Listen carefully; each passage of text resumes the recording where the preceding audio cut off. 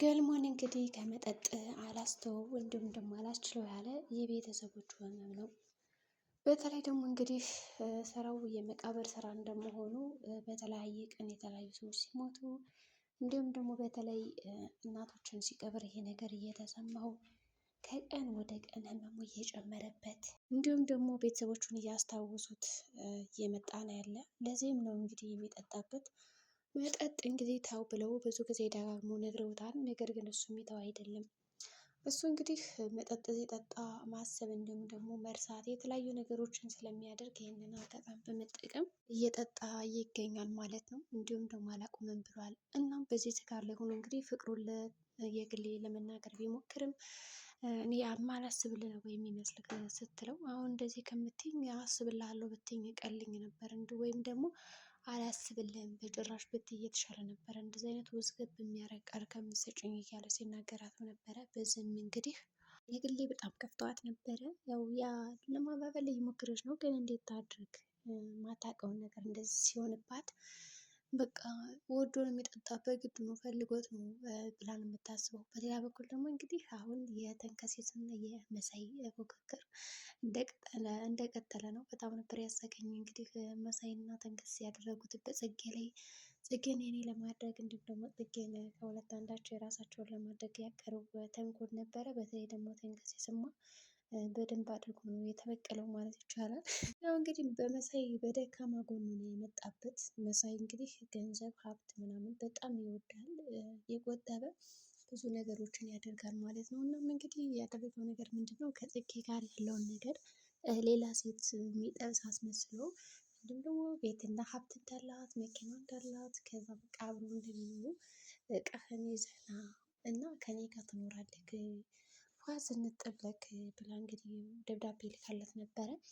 እንግዲህ እንደዛ ካለችው በኋላ በጣም ነው ደስ ያለው። በእርግጥም አይ እኔ እነሱን ጥዬ መምጣት አልፈልግም ብሎ ነበረ። ያው ለመከራከር አስቧል። ግን ደግሞ እና ታዲያ እኔ ከነዛ ደባሎች ጋርማ አብሬ ልኖርልክ አይገባም፣ የምትመጣ ከሆነ መምጣት ይቻላል፣ ያለዛ ግን ልታገኙ አትችልም ብለዋለች ማለት ነው። እሱም እንግዲህ ያው የገንዘብ ነገር ነፍሱ ስለሆነች ችግር የለም እመጣለሁ ማለት እንግዲህ እሺ ብሎ መጥቷል ማለት ነው። እንግዲህ ከመጣም በኋላ ተንከሴስን ሲያየው በጣም ነበር የተገረመ፣ በጣም ነበር የተደነቀው።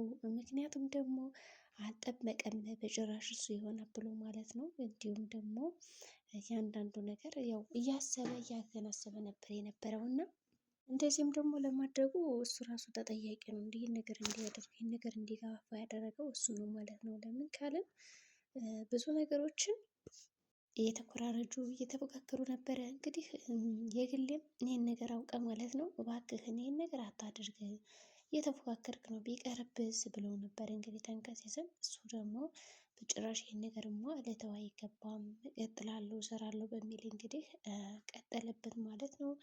እናም እንግዲህ በመጨረሻ ምን ሊያደርገው ይችላሉ?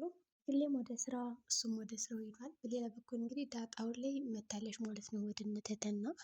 እንግዲህ የዳጣና የአብርሽ ግንኙነት ከመጀመሪያውም የታወቀ ነው። ዳጣ የጎዳና ልጅ እንደመሆኗ በዚህም እንግዲህ ከአብርሽ ጋር እንዲሁም ደግሞ ከተለያዩ ልጆች ጋር አብራ አድጋለች። ብዙ ነገሮችን አሳልፋለች ማለት ነው። እናም እንግዲህ መንገድ ላይ ሲገናኙ በደስታ ነበር የተቃቀፉት ማለት ይቻላል። እናም እንግዲህ ዳጣ ካገኘችው በኋላ አብርሽ ቤተሰቦቹን ካላስተዋወቅኩሽ በሚል ሰበብ ወደ ቤት ያመጣታል። ግን የግል የዜጋ ቅናቱን አልቻለችውም። በጣም ስትንጨረጨር ነበረ፣ በጣም ስጮህ ነበረ። ምክንያቱም እዚህ በፊት ትህትና መጣች።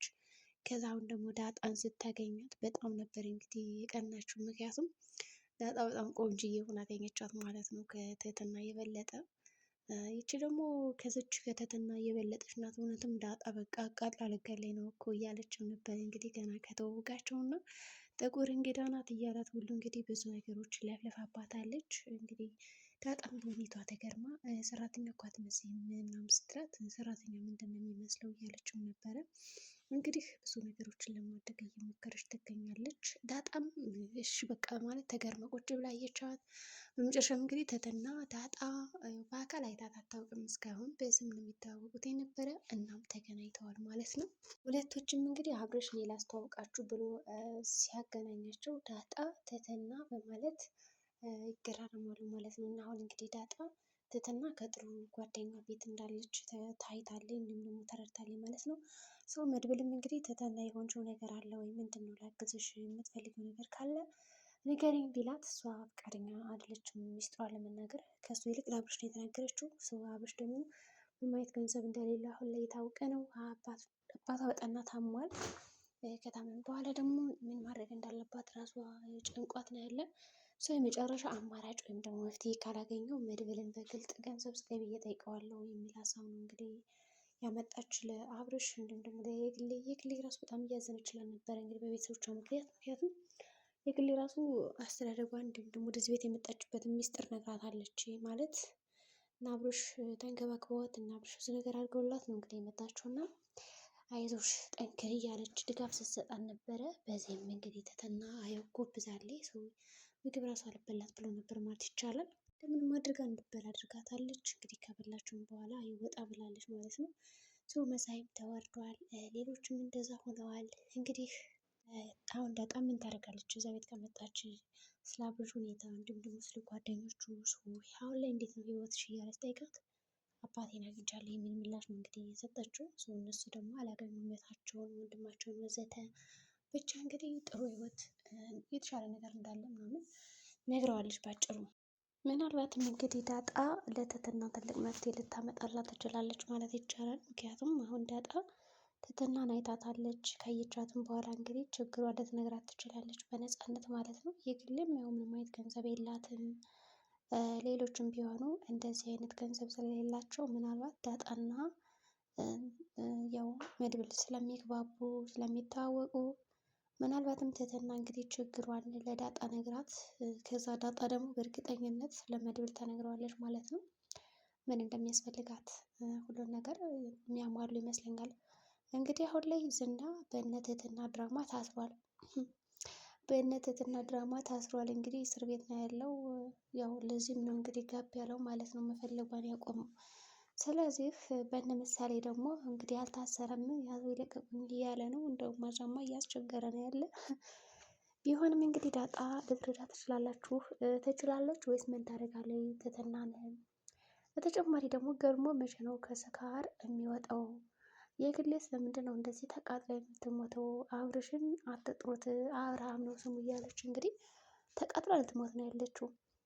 ያሳዝናል። እንግዲህ ያው ቅናት ከባድ ነው በነገራችን ላይ። ሰው እሷ አሁን በጣም እየቀናች በጣም እየተንጨራጨረችባቸው ነው ያለች። አብርሽ እስከሚገረም እንግዳ መጥተው እስከ መጮህ እኔ አይመለከተኝም የራሳችሁን ነገር ስሩ ምናምን እያለች እንግዲህ እየጮችባቸው ነው ያለች። ያው በጣም ተገርማ ዝም ብላ እያየቻት ነው የነበረ። ምክንያቱም ምንም ልታደርግላት አትችልም በዛ ሰዓት። እንግዲህ ያው ከመቅናቱ ውጭ ብቻ እንግዲህ ደስ የሚል ነገር እያሳለፉ ነው የሚገኙት አሁን ላይ። እንደገና ሌሎችን ማስታወቅሻለሁ ስላላት አብርሽ አሁን ደስ ብሏታል ዳጣ። ምክንያቱም ሌላ አዳዲስ ጓደኛ ትተዋወቅ ነው፣ አዳዲስ ቤተሰብ ታፈራ ነው፣ ብዙ ጓደኞች አሏት። ከአሁን በኋላ ነፃ ብላ ትኖራለች ማለት ነው። እናም ተንከሲስ እና መሳይ ደግሞ በጣም እየተሯሯጡ ነው የነበረ። መሳይ በአሁኑ ያልቅለታል ማለት ተንከሲስ እንደዚ አይነት ነገር መበቀል የለበትም ነበረ። እንግዲህ እየተሯሯጠ ነው የነበረ። መጨረሻ ላይ ማን ያድነዋል ብላችሁ ታስባላችሁ? እንግዲህ ተንከሲስን ግን ቁጭ ብላ አጋላ አይን አይን እያየቻቸው ነው። ያሳዝናል። እንግዲህ ወንዶች ያው እየተፋጁ ነው ለአንድ ሴት ብለው። የዛሬ ቪዲዮአችን ይመስላል። በቀጣይ ቪዲዮ እስከምንገናኝ መልካም ጊዜ